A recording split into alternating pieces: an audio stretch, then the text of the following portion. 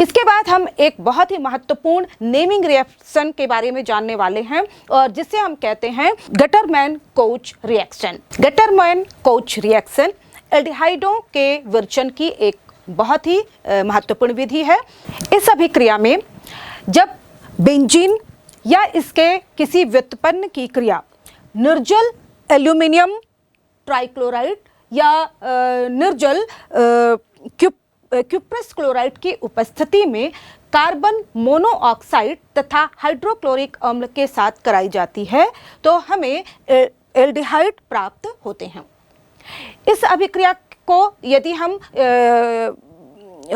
इसकी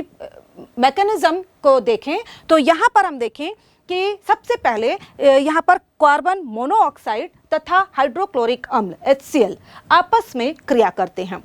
यहाँ पर कार्बन मोनोऑक्साइड की संरचना में हम जानते हैं कि कार्बन और ऑक्सीजन के बीच ट्रिपल बॉन्ड पाया जाता है और चूंकि यहाँ पर ऑक्सीजन 3 बंध बना रहा है और इसलिए जब ऑक्सीजन 3 बंध बनाता है तो उस पर एक पॉजिटिव चार्ज आ जाता है। तो यहाँ पर ऑक्सीजन पर पॉजिटिव चार्ज होता है जबकि कार्बन पर वहाँ पर चूंकि कार्बन 3 ही बंध बना रहा है और यहाँ पर इसका ऑक्टेट कंप्लीट है और इसलिए इस पर नेगेटिव चार्ज होता है। तो इस तरह से और हम जानते हैं कि जो HCl है उसमें जो क्लोरीन है वो ज़्यादा इलेक्ट्रोनेगेटिव है, इसलिए क्लोरीन पर नेगेटिव चार्ज होता है जबकि हाइड्रोजन पर पॉजिटिव चार्ज होता है। तो यहाँ पर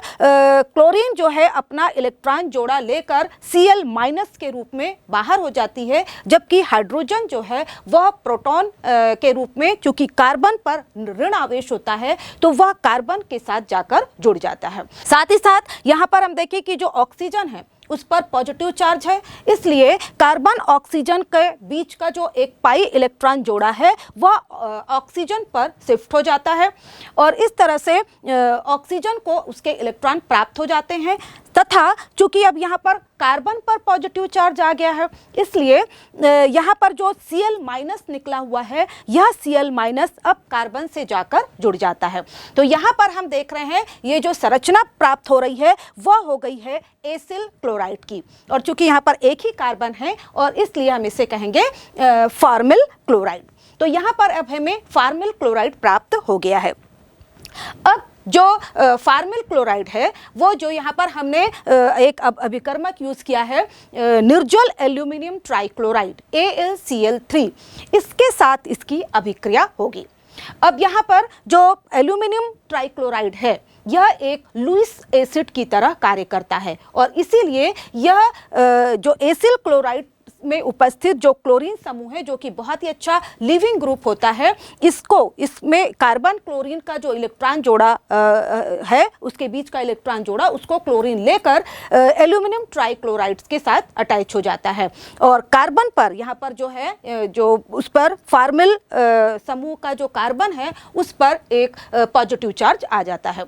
और साथ ही साथ जो एल्यूमिनियम ट्राइक्लोराइड है अब एल्यूमिनियम ट्राइक्लोराइड न रहकर एल्यूमिनियम टेट्राक्लोराइड बन जाएगा और इस पर एक नेगेटिव चार्ज आ जाएगा। तो इस तरह से हम देखें यहाँ पर CH डबल बॉन्ड O जिस पे कार्बन पर एक पॉजिटिव चार्ज है, हमें यह एक इलेक्ट्रोफाइल तैयार हो गया है और यह इलेक्ट्रोफाइल अब बेंजीन रिंग पर जाकर अटैच हो जाएगा। तो यहाँ पर हम देखें बेंजीन रिंग जिसके पास पाई इलेक्ट्रॉन जोड़े होते हैं और इसलिए यह जो पाई इलेक्ट्रॉन जोड़ा है यह कार्बन को देकर उसके साथ बंध बना लेगा। तो यहाँ पर हमें जो संरचना प्राप्त हो रही है यहाँ पर देखें कि बेंजीन रिंग है जिसमें कि जो इलेक्ट्रॉन जोड़ा है वह एक कार्बन पर शिफ्ट हो गया, एक जो पाई इलेक्ट्रॉन जोड़ा है वो एक कार्बन पर शिफ्ट हो गया है जिससे दूसरे कार्बन पर पॉजिटिव चार्ज आ गया है और जिस पर इलेक्ट्रॉन जोड़ा शिफ्ट हुआ है उससे जो कार्बोनिल समूह है CHO समूह है वह जुड़ गया है। अब इस स्थिति में हम देख रहे हैं कि यहाँ पर जो बेंजीन की एरोमेटिसिटी है वो है यहाँ पर ये नष्ट हो गई है और जिसे प्राप्त करने के लिए अब यहाँ पर जो क्योंकि जिससे कार्बोनिल समूह CHO समूह जुड़ा है उससे अभी एक हाइड्रोजन भी जुड़ा हुआ है। तो यह जो हाइड्रोजन है अपने इलेक्ट्रॉन कार्बन कार्बन बंध को देकर वहाँ पर एक द्विबंध का निर्माण करेगा और स्वयं प्रोटॉन के रूप में H+ के रूप में बाहर निकल जाएगा। जाएगा। तो इस तरह से यहाँ पर हमें एक बेंजोल्डिहाइड प्राप्त हो जाता है और साथ ही साथ जो यहाँ पर H+ प्रोटॉन बाहर निकल रहा है वह एल्यूमिनियम टेट्राक्लोराइड जिस पर एक नेगेटिव चार्ज था उसमें से एक क्लोराइड आयन को लेकर HCl के रूप में निष्कासित होगा। साथ ही साथ जो एल्यूमिनियम टेट्राक्लोराइड था वापस एल्यूमिनियम ट्राइक्लोराइड में कन्वर्ट हो जाएगा। तो हम यहाँ पर देख रहे हैं कि हाइड्रोक्लोरिक अम्ल HCl तथा एल्यूमिनियम ट्राइक्लोराइड दोनों ही अभिकर्मक वापस अभिक्रिया के पश्चात अपनी पुरानी स्थिति में प्राप्त हो जाते हैं और साथ ही साथ हमें प्रोडक्ट के रूप में बेंजोल्डिहाइड प्राप्त होता है। तो इस तरह से हम देखें यह एरोमेटिक एल्डिहाइड के निर्माण की बहुत ही महत्वपूर्ण विधि है और जितनी भी नेमिंग रिएक्शंस होती हैं वो काफ़ी महत्वपूर्ण ही होती हैं। तो इस तरह से यह गेटरमैन कोच रिएक्शन के द्वारा हम एरोमेटिक एल्डिहाइड को प्राप्त कर सकते हैं। इसके बाद हम देखते हैं कुछ ऐसी महत्वपूर्ण अभिक्रियाएं जिसके द्वारा हम कीटोन का विरचन कर सकते हैं। तो इसमें सबसे पहले हम देखेंगे एसिल क्लोराइड के द्वारा। एसिल क्लोराइड की क्रिया जब डाई एल्किल कैडमियम के साथ कराई जाती है तो हमें कीटोन प्राप्त होते हैं और यहाँ पर डाई एल्किल कैडमियम प्राप्त करने के लिए हमें एक दूसरा अभिकर्मक उपयोग में लाना होता है, वह है ग्रिग्नार्ड रीजेंट। जब यहाँ पर हम ग्रिग्नार्ड रीजेंट जिसका सूत्र है RMgX, इसकी क्रिया जब हम कैडमियम डाइक्लोराइड CdCl2 के साथ कराते हैं तो यहाँ पर हम जानते हैं कि जो ग्रिग्नार्ड रीजेंट है उसमें कि मैग्नीशियम जो है वह धातु है और इसलिए इस पर पॉजिटिव चार्ज होता है और साथ ही जो एल्किल समूह है उस पर नेगेटिव चार्ज होता है। यहाँ पर हम ग्रिग्नार्ड रीजेंट के 2 अणुओं का उपयोग करते हैं। साथ ही साथ यहाँ पर हम देखें जो कैडमियम क्लोराइड है तो उसमें कैडमियम मेटल है इसलिए इस पर पॉजिटिव चार्ज होगा, जबकि जो क्लोराइड है उन पर नेगेटिव चार्ज होगा। तो इस तरह से जब यहाँ पर कैडमियम क्लोराइड और ग्रिग्नार्ड रीजेंट के अणु आपस में क्रिया करते हैं तो यहाँ पर जो ग्रिग्नार्ड रीजेंट का जो एल्किल समूह है वह नेगेटिव चार्ज होने के कारण यह कैडमियम पॉजिटिव चार्ज मेटल के साथ जुड़ जाता है और इस तरह से हमें R2CD यानी कि डाई एल्किल कैडमियम प्राप्त हो जाते हैं। साथ ही साथ यहाँ पर जो MgX शेष बच रहा है ग्रिग्नार्ड रीजेंट का, वह यहाँ पर से प्राप्त होने वाले कैडमियम क्लोराइड से प्राप्त होने वाले क्लोरीन के साथ क्रिया करके यह MgXCl बना लेता है। इसके 2 अणु हमें प्राप्त हो जाते हैं। अब यहाँ पर जो डाई एल्किल कैडमियम हमें प्राप्त हुआ है, यह डाई एल्किल कैडमियम यहाँ पर एसिल क्लोराइड के 2 अणुओं के साथ क्रिया करेगा। तो यहाँ पर हम जानते हैं जो एसिल क्लोराइड है, जैसे यहाँ पर CH3COCl, ये इस यहाँ पर भी हम देखें कि जो क्लोराइड है उस पर नेगेटिव ज़्यादा इलेक्ट्रोनेगेटिव है, इसलिए वह अपने इलेक्ट्रॉन जोड़े कार्बन क्लोरीन के बीच का जो इलेक्ट्रॉन जोड़ा है वह खींच लेता है और वहाँ से वह नेगेटिव Cl- के रूप में बाहर निष्कासित होगा, जिससे जो कार्बन है उस पर पॉजिटिव चार्ज आ जाता है। और इस तरह से अब ये जो डाई एल्किल कैडमियम है उसमें भी हम जानते हैं कि जो एल्किल समूह है उस पर नेगेटिव चार्ज है, तो ये तुरंत कार्बन जिस पर पॉजिटिव चार्ज है उस पर जाकर अटैच हो जाते हैं और इस तरह से हम देखेंगे कि CH3 डबल बॉन्ड OCH3 और इस तरह से एसीटोन के 2 अणु हमें प्राप्त हो जाते हैं और साथ ही वापस जो दोनों Cl- है वह कैडमियम के साथ जुड़कर कैडमियम क्लोराइड फॉर्म कर देते हैं। तो इस तरह से एसिल क्लोराइड के द्वारा हम कीटोन प्राप्त कर सकते हैं। कीटोनों को प्राप्त करने की एक और महत्वपूर्ण विधि है एल्किल नाइट्राइल के द्वारा। एल्किल नाइट्राइल के द्वारा भी हम कीटोन का विरचन कर सकते हैं और इसके लिए एल्किल नाइट्राइल की क्रिया ग्रिग्नार्ड अभिकर्मक के साथ कराई जाती है। यहाँ पर जैसे हमने एल्किल नाइट्राइल लिया है CH3C ट्रिपल बॉन्ड N, यहाँ पर हम देख रहे हैं कि नाइट्रोजन पर नेगेटिव चार्ज होगा जबकि कार्बन पर पॉजिटिव चार्ज होगा। इसकी क्रिया जब हम यहाँ पर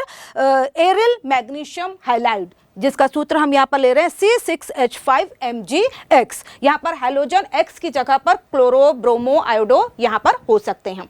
तो इस तरह से जब हम इनकी क्रिया कराते हैं तो यहाँ पर हम देख रहे हैं कि इसी जिस तरह से हमने एल्किल नाइट्राइल में देखा, यहाँ पर आवेश का पृथक्करण हो रहा है, तो नाइट्रोजन पर नेगेटिव चार्ज है जबकि कार्बन पर पॉजिटिव चार्ज है। इसी तरह से यहाँ पर हम देखें जो ग्रिग्नार रिएजेंट है उसमें मैग्नीशियम पर पॉजिटिव चार्ज होगा, जबकि जो फेनिल समूह यहाँ पर है C6H5 इस पर नेगेटिव चार्ज होगा। तो जो नेगेटिव चार्ज वाला पार्ट है C6H5 यह कार्बन के साथ अटैच हो जाएगा, जबकि जो पॉजिटिव चार्ज वाला पार्ट है Mgx वाला पार्ट है वह नाइट्रोजन से अटैच हो जाता है। और इस तरह से यहाँ पर कार्बन नाइट्रोजन के बीच यहाँ पर द्विबंध उपस्थित है। अब यह जो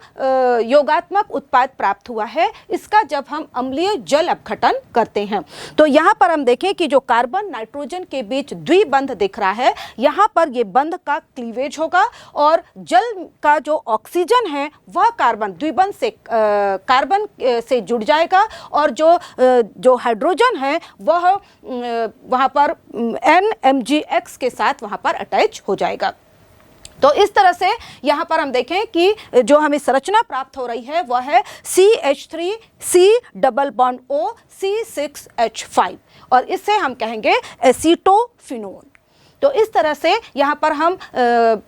एरोमेटिक कीटोन प्राप्त कर सकते हैं एल्किल नाइट्राइल के द्वारा। इसी तरह से कीटोनों के निर्माण की या एरोमेटिक कीटोन के निर्माण की एक और महत्वपूर्ण विधि है और वह है फ्रीडल क्रॉफ्ट एसिलेशन। यह भी एक बहुत ही सरल विधि है जिसमें कि हम किसी भी बेंजीन रिंग पर यहाँ पर एसिल समूह की क्रिया कराते हैं। तो यहाँ पर हम ले रहे हैं बेंजीन और बेंजीन की क्रिया जब हम कराते हैं एसिल क्लोराइड से CH3C डबल बॉन्ड OCl और यह क्रिया कराई जाती है लुईस अम्ल एल्यूमिनियम ट्राइक्लोराइड की उपस्थिति में। यहाँ पर जब हम बेंजीन को लेते हैं तो बेंजीन में हम जानते हैं कि इसमें पाई इलेक्ट्रॉन जोड़े हैं और यहाँ पर दूसरी ओर जो एसिल क्लोराइड है तो एसिल क्लोराइड में जो C के साथ जुड़ा हुआ कार्बन से जुड़ा हुआ जो क्लोरीन परमाणु है वह अपने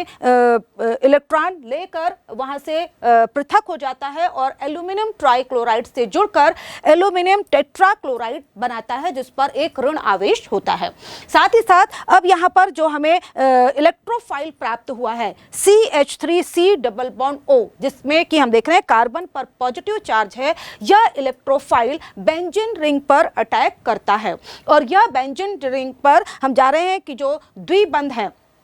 उस द्विबंध में से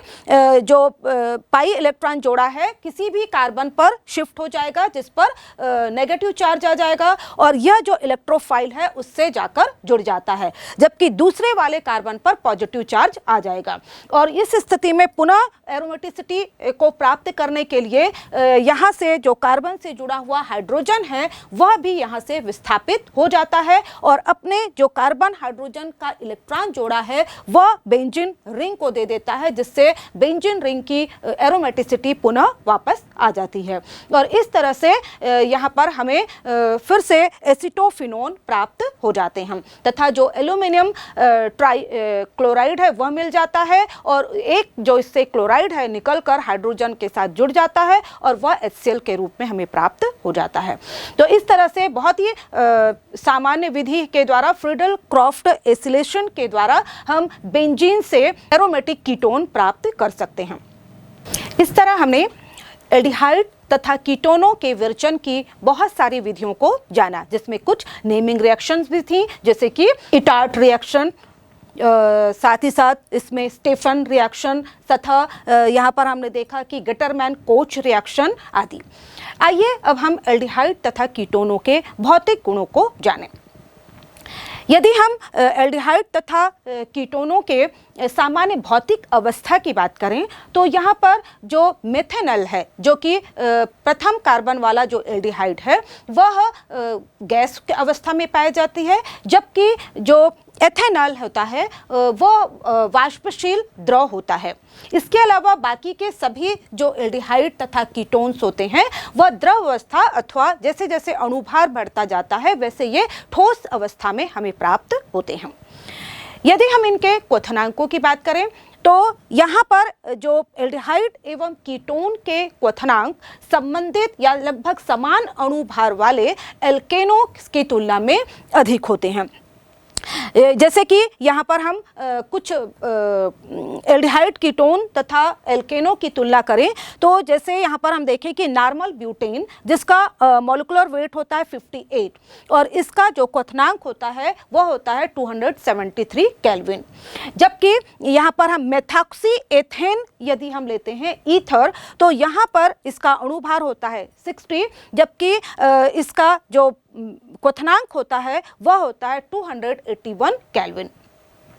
और जबकि हम यहाँ पर उसी लगभग अणुभार वाले यदि हम एल्डिहाइड प्रोपेनल की बात करें तो प्रोपेनल में का जो अणुभार 58 है जबकि इसका जो क्वथनांक होता है वह 322 केल्विन होता है। इसी तरह से यदि हम एसीटोन लें जो कि समान अणुभार वाला है तो एसीटोन का क्वथनांक थोड़ा अधिक होता है और यह 329 केल्विन होता है। ये लेकिन यदि हम समान अणुभार वाले अल्कोहलों की बात करें, अल्कोहलों से इनकी तुलना करें तो अल्कोहलों की तुलना में इनके क्वथनांक कम होते हैं क्योंकि हम जानते हैं अल्कोहल्स में अतिरिक्त हाइड्रोजन बंध पाए जाते हैं जबकि जो एल्डिहाइड और कीटोन में केवल द्विध्रुव अंतरा अणुक आकर्षण बल पाया जाता है और इसलिए अल्कोहलों की तुलना में इनके क्वथनांक कम होते हैं लेकिन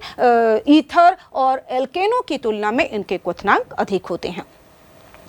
इसके बाद हम देखते हैं इनकी जल में विलेयता। तो जल में देखें कि सभी जो कम अणुभार वाले एल्डिहाइड्स तथा होते हैं जैसे कि मेथेनॉल है, एथेनॉल है या फिर एसीटोन, ये जल में किसी भी अनुपात में मिलाने पर आसानी से मिश्रित हो जाते हैं और इसलिए क्योंकि ये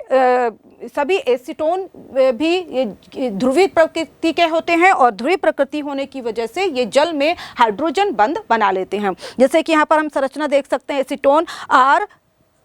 C double bond O R। तो यहाँ पर ऑक्सीजन पर नेगेटिव चार्ज होता है और कार्बन पर पॉजिटिव चार्ज होता है। जब इसकी क्रिया जब हम जल से कराएंगे, जल को में इसमें डालेंगे तो जल भी ध्रुवीय है जिससे ये इसके हाइड्रोजन के द्वारा ऑक्सीजन हाइड्रोजन के बीच हाइड्रोजन बंध बन जाता है और ये उसमें आसानी से घुल जाते हैं। इसके बाद हम बात करते हैं इनके गंध की। तो एल्डिहाइड और कीटोनों के जो निम्नतर सदस्य होते हैं इनकी गंध काफ़ी तीक्ष्ण होती है लेकिन जैसे जैसे अणुभार बढ़ता जाता है इनकी जो गंध है वह सुगंध में परिवर्तित होती जाती है और यही कारण है कि इनके बहुत सारे सदस्यों का उपयोग विभिन्न खाद्य पदार्थों तथा औषधियों में यहाँ पर फ्लेवर तथा फ्रेग्रेंस देने के लिए इनका उपयोग किया जाता है जिनका बारे में हमने शुरू में भी जाना है। तो ये थे एल्डिहाइड तथा कीटोनों के भौतिक गुण। इसके बाद हम एल्डिहाइड तथा कीटोनों के रासायनिक गुणों को जानेंगे। हम जानेंगे कि ये किस किस प्रकार की अभिक्रियाएं करते हैं तथा किस किस प्रकार के उत्पाद बनाते हैं।